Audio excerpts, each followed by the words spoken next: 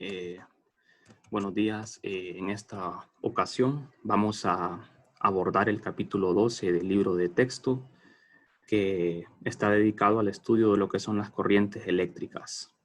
Esta es la primera clase de la unidad. Bien, vamos a comenzar. Primero definiendo lo que es una corriente eléctrica.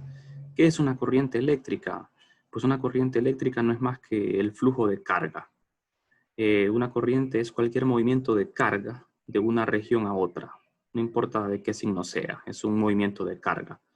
Lo podemos definir simplemente como el flujo de carga. Ya estamos refiriéndonos a una corriente eléctrica. Para esto de la corriente eléctrica se estableció un convenio de que como existe carga positiva y negativa en la naturaleza, entonces la dirección que va a tener la corriente, a pesar que no es un vector, pero el sentido de la corriente va a ser el sentido en el que se mueve la carga positiva. Aquí ustedes ven en la figura, estoy señalando con el cursor, tenemos dos cilindros a través de los cuales circula corriente. En uno de ellos corriente carga positiva y en otro carga negativa. Entonces, la dirección de la corriente, si esto fuese un solo cilindro, sería la dirección que llevan las cargas positivas. Entonces, esa es la corriente convencional, pero esta solo es una convención. En la vida real, lo que se mueve en los alambres conductores son electrones, que son cargas negativas, pero aquí no vamos a entrar en eso de electrones y protones, porque esas son partículas cuánticas, y aquí no estudiamos partículas cuánticas. Nos vamos a referir simplemente a cargas positivas y negativas. Bien, continuemos. Aquí tenemos otra figura donde podemos apreciar una situación más realista, donde tenemos un circuito conectado a una resistencia. A través de este alambre conductor, lo que circula en realidad son los electrones de valencia que hay en los metales. Ustedes saben que los metales son muy buenos conductores de la electricidad, pero por lo que ya les había comentado, se estableció que la dirección de la corriente eléctrica es la dirección que llevarían las cargas positivas. Entonces, si la carga negativa circula en sentido horario en este circuito, la corriente va a ser en sentido antihorario y viceversa. Bueno, continuemos. Vamos a pasar ya a detalles más finos. Vamos a definir lo que es la densidad de corriente. Entonces, la densidad de corriente la vamos a definir porque más adelante nos va a ser de gran utilidad. La corriente promedio I la vamos a definir como la cantidad de carga dividida entre el tiempo. La dirección o sentido de la corriente se define como la del flujo de cargas positivas. Bien, el flujo de carga no es uniforme en el tiempo, de manera que es posible definir una corriente instantánea I. De manera que la definición es básicamente la misma, solo que cambiamos estos deltas por los diferenciales. O sea que la corriente es diferencial de carga entre diferencial de tiempo. ¿Por qué vámonos aquí al promedio? ¿Por qué hablamos de un promedio? Porque en un medio las cargas no circulan todas con la misma rapidez. Entonces es necesario definir lo que son promedios. Entonces la corriente, aquí fíjense en la figura, tengo un círculo imaginario. A través de ese círculo está atravesando carga positiva. Entonces la corriente la definimos como cantidad de carga atravesando esta superficie en una unidad de tiempo. Entonces la corriente instantánea va a quedar definida como carga entre tiempo. Es una razón, la razón a la que fluye la carga. Bien. Entonces nosotros consideramos las corrientes constantes en el tiempo. Esta es una I es un escalar, I no es un vector. Entonces I va a ser constante y el promedio va a ser también constante.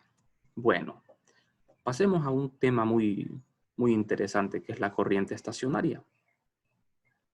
Corriente estacionaria se define como una corriente que es constante en el tiempo. Esta describe una razón uniforme de flujo de carga.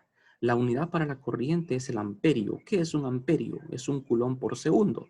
Por la definición de corriente, la corriente es carga entre tiempo.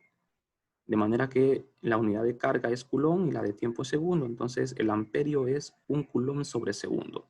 Ahora, ya definimos la corriente, ¿verdad? Como carga dividida entre tiempo. Carga, la razón a la que fluye la carga, la razón.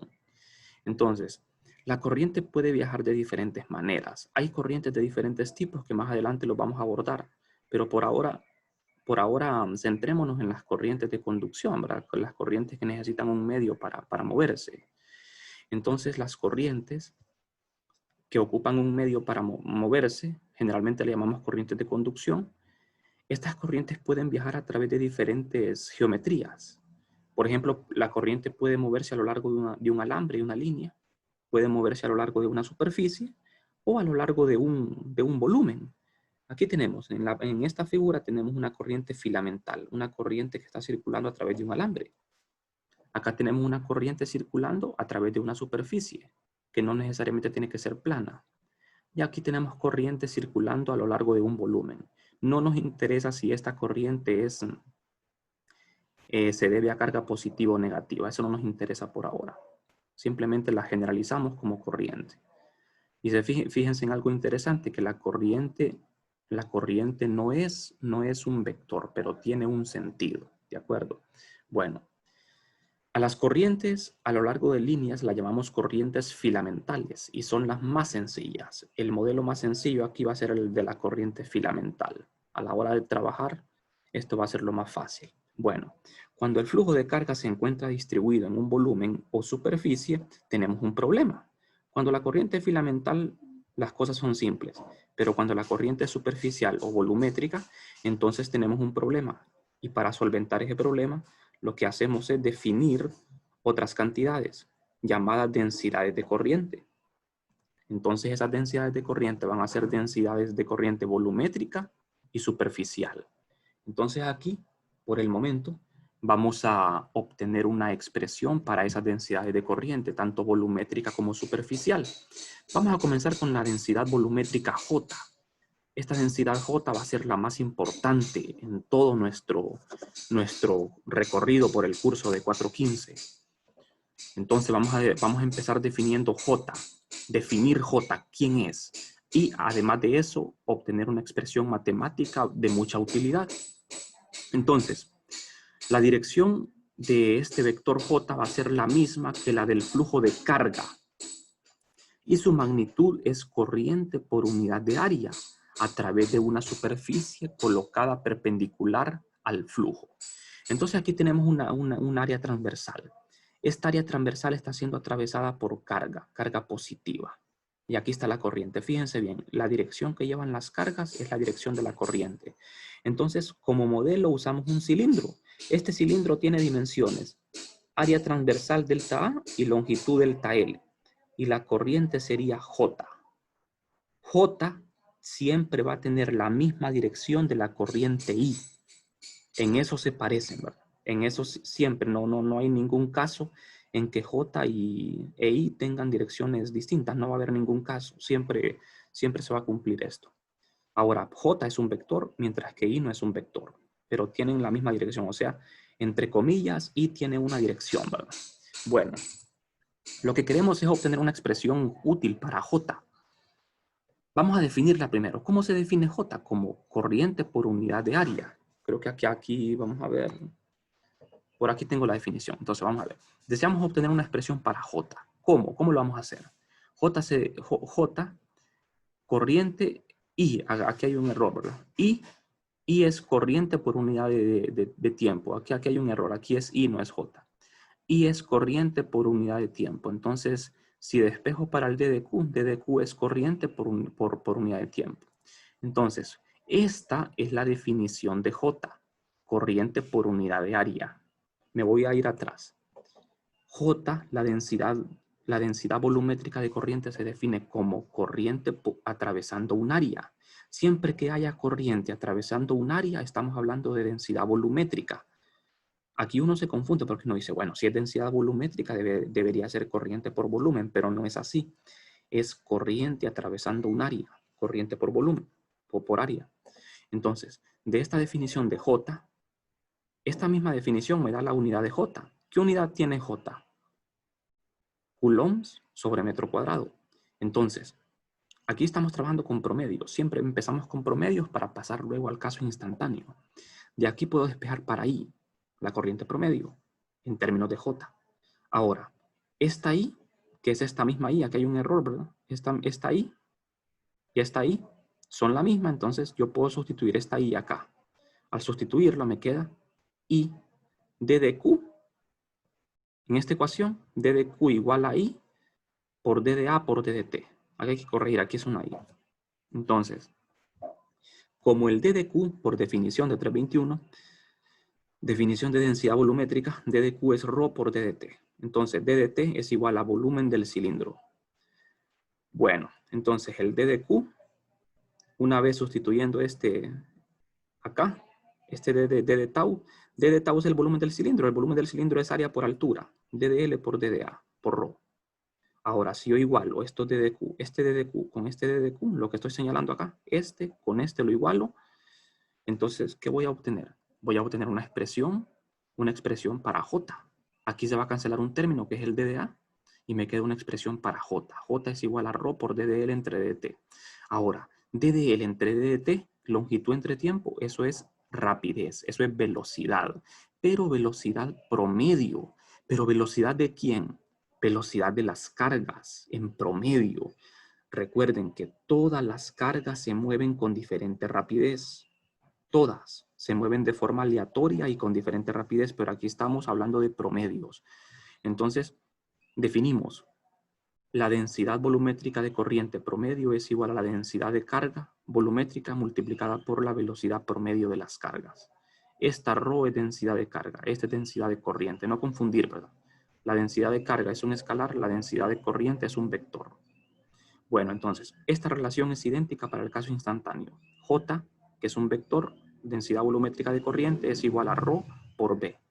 Esta es una forma de expresar la densidad de corriente volumétrica. No es la definición, es una forma de expresarla. La definición de J es corriente por unidad de área. ¿De acuerdo? Esta es una manera útil que nos va a servir mucho en los problemas. Densidad de carga multiplicada por la velocidad instantánea. Bueno, si las cargas en movimiento fueran de diversos tipos, lo que tenemos que hacer es una sumatoria, donde involucramos los diferentes tipos de densidad con sus diferentes rapideces. Bien, vamos a analizar un caso especial. Vamos a analizar un caso especial como el J es un vector. Aquí tengo la definición de J. J es corriente por área.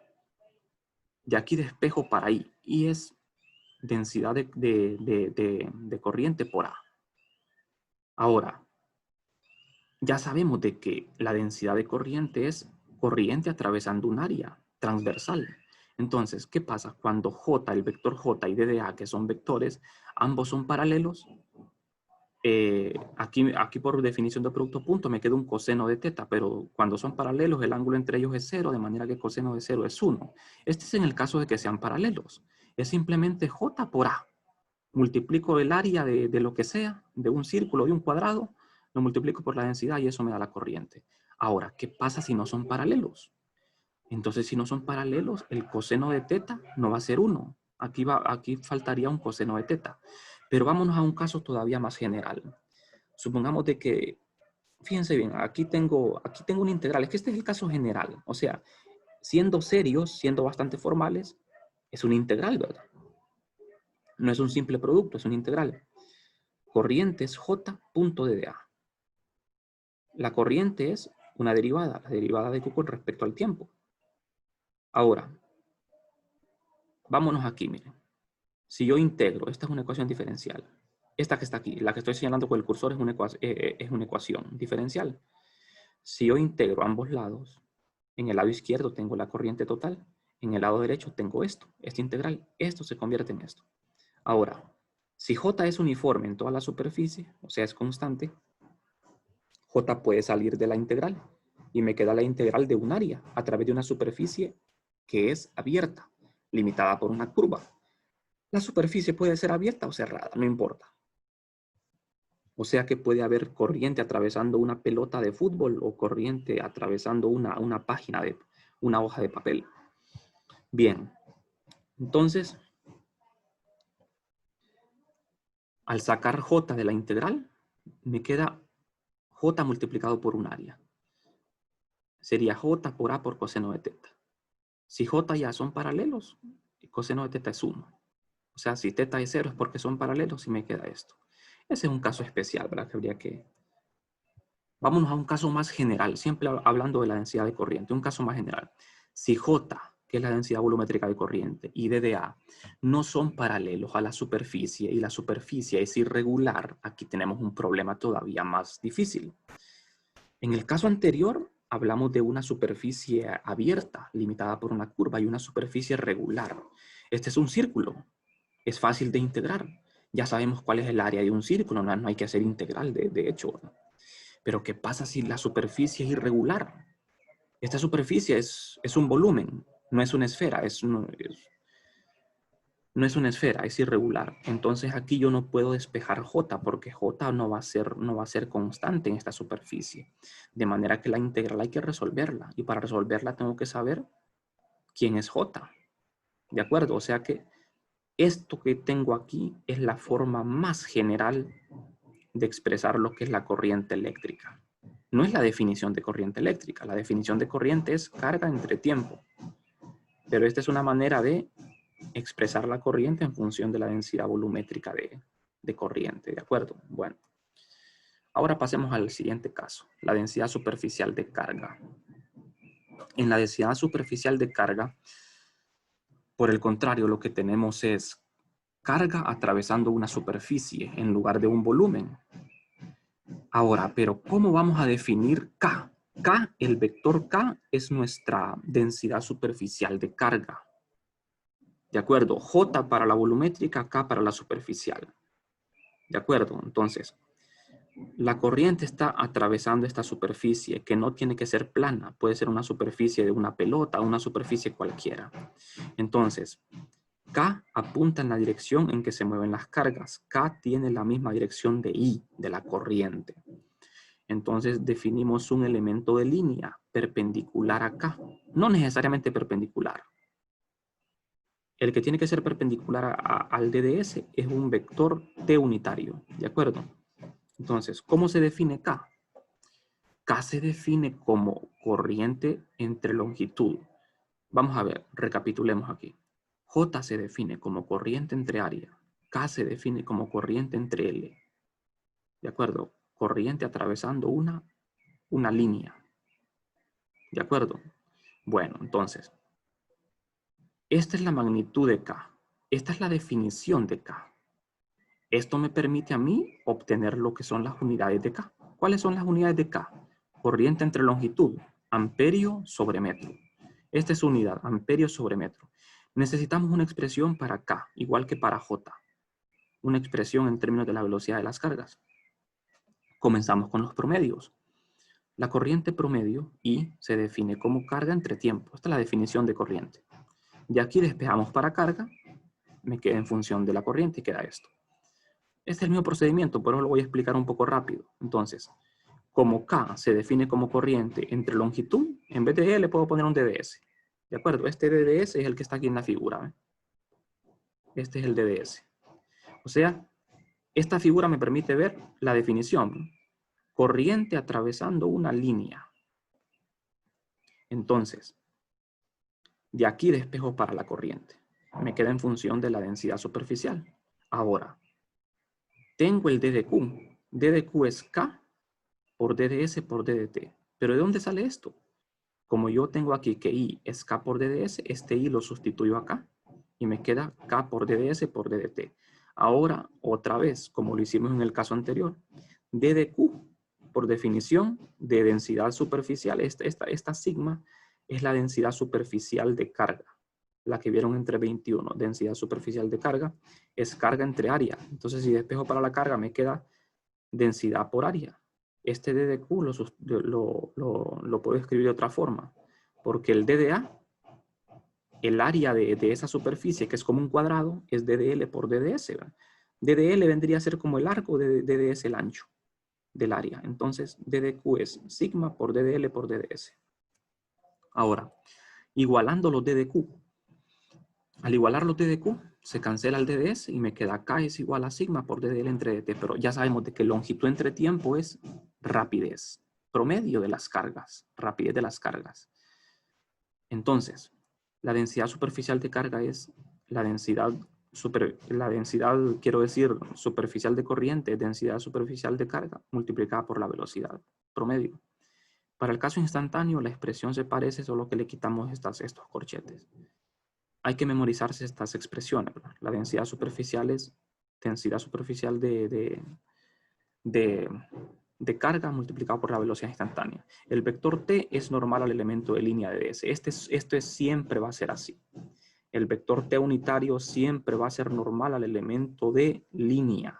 No va a haber ningún contraejemplo. ¿De acuerdo? Bueno, continuemos. Vámonos a un caso general. Tenemos que la corriente es la derivada de Q con respecto al tiempo. ¿Se acuerdan que voy a retroceder, en el caso de J definimos una integral. La corriente la expresamos como la integral de J punto de A. Entonces queremos hacer algo similar con el caso de la densidad superficial. Nada más que en este caso la integral es bien diferente. Tengo la corriente, por definición es esto. Esta es una ecuación diferencial. Ahora, aquí entre valor absoluto tengo el vector K punto T, donde T es el vector unitario que es perpendicular al elemento de línea que está siendo atravesado por la corriente. Entonces esto lo integro a ambos lados. En el caso de la densidad volumétrica, en el caso de J, la integral era de superficie. En el caso de K, la integral es de línea. Integramos sobre una línea, una curva de ds. O sea, esa línea que vamos a integrar es esta línea de ds. Lo que pasa es que vamos a integrar de extremo a extremo. Y vamos a realizar, antes de realizar esta integral, hay que hacer el producto punto de K con T. Y K y T pueden ser paralelos o no. DDS no es un vector. Hay que tener cuidado en eso, en la escritura.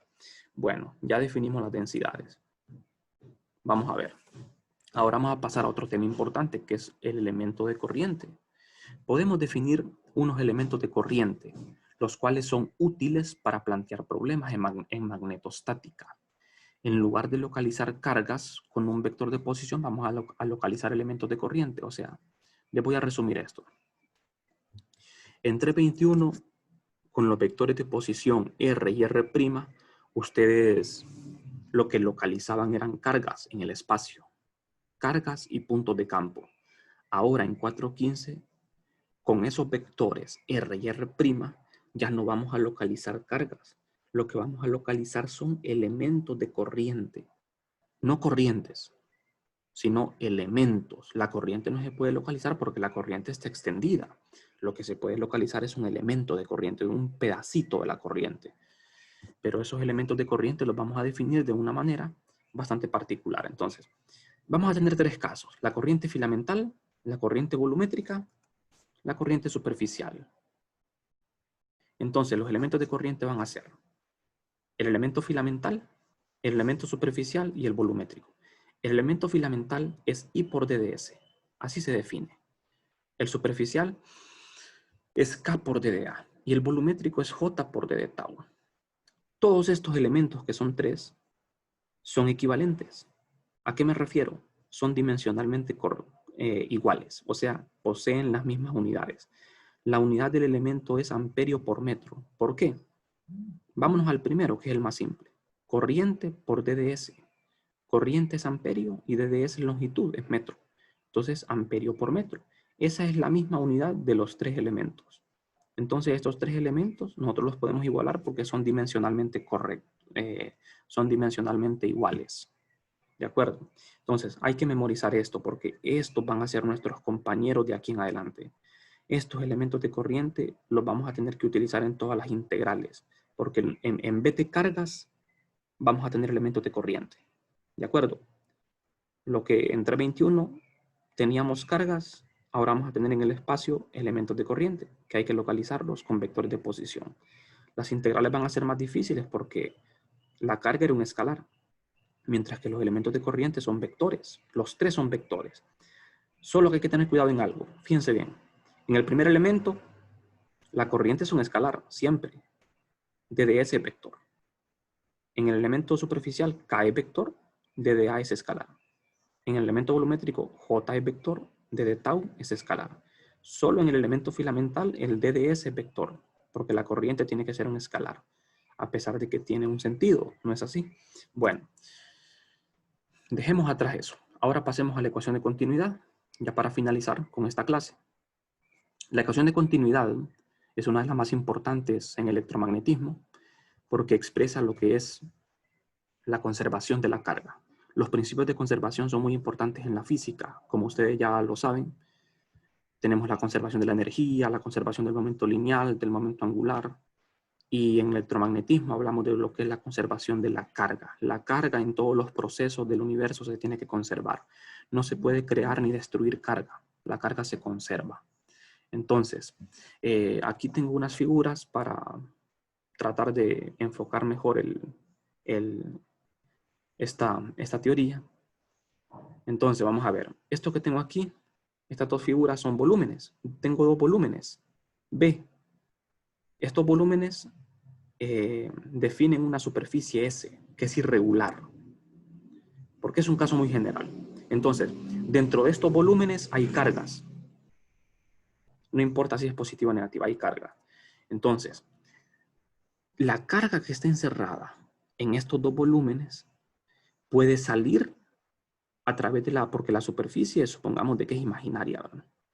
Puede salir o puede entrar. O sea, puede ser de que exista carga fuera del volumen y la carga esté entrando. O sea, atendamos el primer caso. Vamos a ver. Aquí tenemos carga encerrada, pero esa carga comienza a fluir hacia afuera. Por eso las flechitas van hacia afuera. J. ¿Qué pasa cuando una carga atraviesa una superficie? Definimos una densidad volumétrica de corriente. Parece un poco paradójico, ¿verdad? Cuando la carga atraviesa una superficie, no es densidad superficial, es densidad volumétrica. Cuando la carga atraviesa una línea, definimos lo que es una densidad superficial. Entonces, aquí como tenemos que la carga está atravesando la superficie, se define J. J apunta hacia afuera, porque la carga está fluyendo hacia afuera. Entonces, ¿qué pasa? La carga encerrada está fluyendo hacia afuera. Entonces, la carga en el interior está disminuyendo. Por eso le pongo aquí D de Q entre D de T es negativo. La razón de carga con respecto al tiempo es negativa porque está disminuyendo. Esto significa esta ecuación. La carga en el interior está disminuyendo. Entonces, J va a apuntar hacia afuera. Ahora, ¿qué pasa en la siguiente figura? Un caso totalmente diferente. Fíjense que en ambos casos, en ambos volúmenes, yo defino un diferencial de área que es perpendicular a la superficie y tiene que ser externo. Ustedes ya de 321 ya lo saben. Bueno, entonces, en esta otra figura, supongamos de que hay carga dentro de este volumen, pero también hay carga fuera. Esa carga que está fuera puede ser que entre al volumen. En vez de que salga, la carga que está fuera entra. Entonces, ¿qué sucede aquí? Al estar entrando carga al volumen, las flechitas van hacia adentro y J se define J en vez de K porque lo que atraviesa la carga es una superficie, no es una línea. Bueno, entonces, al estar entrando carga, la razón de cambio de Q con respecto al tiempo es positiva porque la carga está aumentando, de manera que la corriente fluye hacia adentro. Ahora, un aspecto general. ¿A qué se refiere la ecuación de continuidad? Se refiere a lo siguiente. Vamos a ver. Decimos de que la carga se conserva, no se crea ni se destruye. De manera que tomemos nosotros como sistema el interior del volumen y el exterior. La carga tiene que ser igual, tiene que mantenerse constante. Entonces, supongamos de que nuestro sistema es el exterior y el interior de este volumen. Entonces, la carga que sale de este volumen aparece afuera, de manera que el antes y el después tienen la misma cantidad de carga. Antes toda la carga estaba adentro, después hay menos carga que adentro, pero esa carga que salió de aquí apareció afuera. Entonces la sumatoria total da lo mismo. O sea que la carga se conserva y la ecuación de continuidad es lo que me expresa matemáticamente que la carga tiene que conservarse. O sea, dentro de este volumen la carga no se conserva, pero la carga que sale de aquí aparece en otra parte. O sea que la carga neta es lo que se conserva. Bueno, ahora matemáticamente, ¿cómo decimos eso matemáticamente? Lo vamos a hacer de la siguiente forma. Vamos a decir de que si Q es la carga total dentro de un volumen B, entonces la tasa de cambio de esa carga con respecto al tiempo, negativo porque este signo menos tiene que ir por fuerza, es igual al flujo de J a través de una superficie cerrada. Fíjense que aquí sí aquí sí estoy definiendo la superficie como cerrada. ¿Por qué cerrada? Porque este es un volumen. Un volumen siempre define una superficie cerrada. Entonces, esa superficie es cerrada. A través de esa superficie cerrada está fluyendo corriente, J. Bueno, queremos tener una expresión diferencial para la ecuación de continuidad. Esta derivada que tengo aquí yo la puedo escribir como una integral. Entonces, el negativo de la derivada con respecto al tiempo de la carga. La carga ya vieron ustedes entre 21 que se puede expresar como ρ por d de tau. Ρ por d de tau. Entonces, aquí tengo una integral de volumen. Aquí tengo una integral de superficie. ¿Cómo paso de una integral de superficie a una de volumen? A través del teorema de la divergencia. Esto integral de j punto d de a se convierte en una integral de volumen de la divergencia de J. Entonces, en ambos lados tengo una integral de volumen. Ahora, si combino estas dos expresiones, las dos integrales de volumen las agrupo, tengo esto. Puedo juntarlo todo en un solo integrando. Y aquí tengo en el integrando una divergencia de J y una derivada parcial de ρ con respecto a t. Vamos a ver, hay un detalle importante aquí. ¿Por qué aquí tengo una derivada total y aquí una derivada parcial? Porque ρ puede depender de dos variables. ρ puede depender de la posición y del tiempo. Entonces, al derivar con respecto al tiempo, estoy derivando con respecto a una sola variable y ρ puede depender de dos variables, que no es el caso que nos va a tocar a nosotros. A nosotros casi siempre nos va a tocar trabajar con densidades constantes. Densidades que pueden depender de la posición, pero no del tiempo. Bueno, entonces, para que este integral, para que esto sea cierto, el integrando debe ser cero.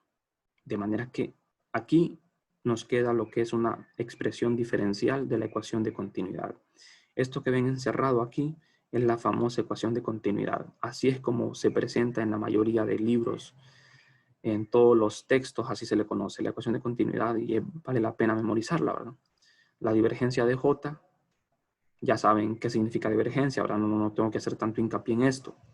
La divergencia de J, que es un vector, más la derivada parcial de ρ con respecto al tiempo, esto debe ser cero.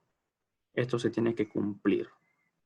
Bueno, recuerden que toda ecuación en electromagnetismo tiene dos versiones.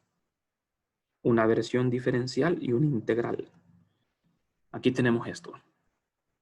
La forma integral de la ecuación de continuidad es esta y la forma diferencial es esta. La forma integral casi siempre nos es más útil. Por eso vale la pena tomarla más en cuenta, aunque las expresiones diferenciales son más famosas porque son más fáciles de escribir y de interpretar, pero las formas integrales a la hora de hacer problemas son más útiles. Entonces vale la pena que ustedes tengan en cuenta las dos formas de escribir la ecuación de continuidad. Las dos formas son lo mismo. Matemáticamente nos están diciendo lo mismo. Solo que aquí fíjense bien. Aquí tengo una divergencia. Ustedes saben de que una divergencia puede ser positiva, negativa o cero. Entre 21 les explicaron eso. ¿Cuándo una divergencia es positiva? Cuando las líneas están saliendo. Y es negativa cuando las líneas están entrando a un punto. O sea, la divergencia lo que me dice es que las líneas de un campo, si las líneas están saliendo o entrando. Cuando las líneas salen, la divergencia es positiva. Cuando entran, es negativa. Entonces, cuando la divergencia de J es positiva, es cuando la carga está saliendo del volumen, porque J apunta hacia afuera. Cuando la divergencia es negativa, la carga está entrando al volumen. Las líneas de J van apuntando hacia adentro. Entonces me voy a ir atrás para que lo vean. O sea, fíjense lo importante que es entender bien los conceptos. La divergencia. Con solo ver esto, ustedes podrían hacer una figura, o con solo ver una figura, ustedes podrían deducir esto. Entonces, vamos a ver. Vámonos a la figura. Para el primer caso, ¿cómo sería la divergencia aquí? Aquí la divergencia sería positiva, porque las líneas están saliendo. Es como si tuviera una fuente de campo. J es un campo vectorial. Así como el campo eléctrico era un campo vectorial, J es un campo vectorial. Aquí las líneas están entrando. La divergencia es negativa. Entonces, con solo ver esta figura, yo ya puedo saber si la divergencia de J es positiva o negativa. Y también puedo saber si la variación de ρ con respecto al tiempo es positiva o negativa. Bueno, entonces, esta es la famosa ecuación de continuidad. Y esto sería todo en la clase de hoy.